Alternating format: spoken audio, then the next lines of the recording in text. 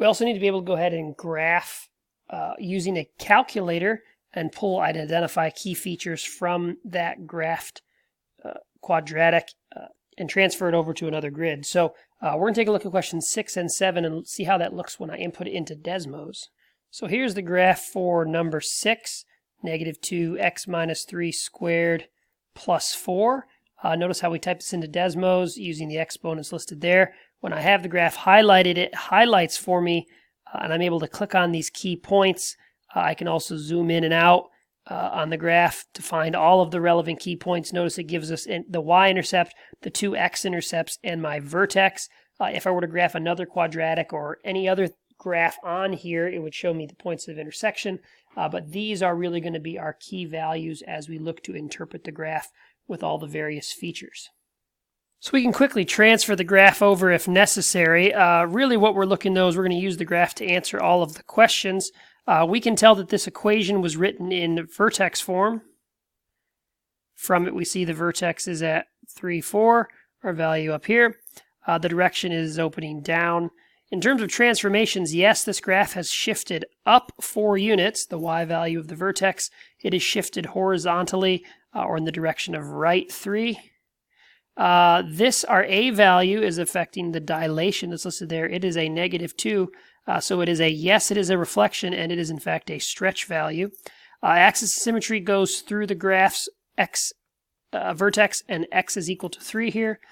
Domain, this graph goes forever left and forever right, so negative infinity to positive infinity. The range, the graph goes down forever, so negative infinity, all the way up to the y value of positive 4.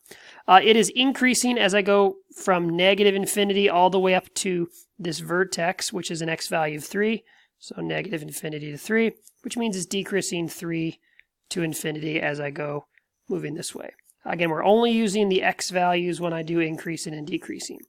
Zeros we can clearly see here are at 1.586, 0 and 4.4140. The y-intercept we zoomed out to see that 0, negative 14. End behavior, this graph is going towards negative infinity as I go both to positive and negative infinity in the x's. The y values are going down. Lastly, we do have a maximum here. And that is at a y value is equal to 4. There is no minimum value, so we would simply scratch that off. So again, all of these coming from the equation or the graph that we were given. Let's take a look at graph for number 7. Here, when I try to graph negative 1/2 x plus 4 squared minus 6, I notice I don't actually see my graph at all. Well, zooming out a little bit, I notice that it's not that I didn't graph it, it's just that it's hard for me to see because the graph is going down, and it's really, really hard. So again, we can zoom in and grab the graph as much as we want. Once again, looking and highlighting the key values, we see that there are no x-intercepts, but we do clearly see the vertex at negative 4, negative 6, and the y-intercept of 0, negative 14. So, using this graph to fill out all our information, from the equation we can see that this was in vertex form as well. The vertex here is at negative 4, negative 6. It is again opening down. Vertical shift, we are down 6 units and we are left 4. This is a dilation. It is a compression because our a value is 1/2. It is also negative, which meaning that we are a reflection, yes. Axis of symmetry goes to the vertex, x equals negative 4. Domain, negative infinity to positive infinity. Range, this graph goes down forever and up to the value of negative 6 in the y. It is increasing from negative infinity to the x value of the vertex, negative 4, and decreasing negative and 4 to infinity. There are no zeros. It does not cross the x-axis at all. And we again have a y-intercept of 0, negative 14. End behavior, the graph is going down in both directions as I go toward negative and positive infinity. There is again a max, and that value is at y equals negative 6. There is no minimum for us. Again, utilizing Desmos to help us get all the relevant information from these two problems makes it a lot easier.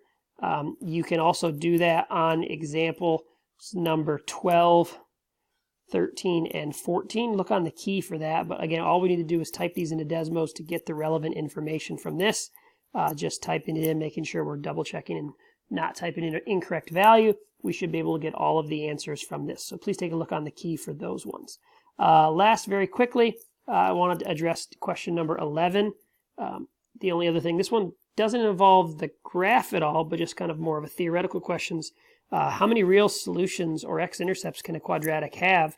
Draw an example of each case. Well, we just saw two of them. One, we could see where there are two x-intercepts.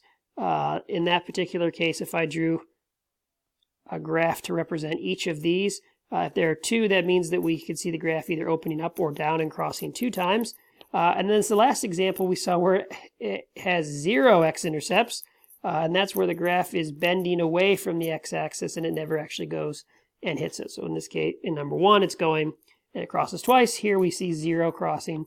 The other option is that it in fact crosses just once. This is when the vertex lies directly on the x-axis, either going up or down, and it only touches in one particular case. So 2 solutions, 1 solution, or 0 solutions for each of these.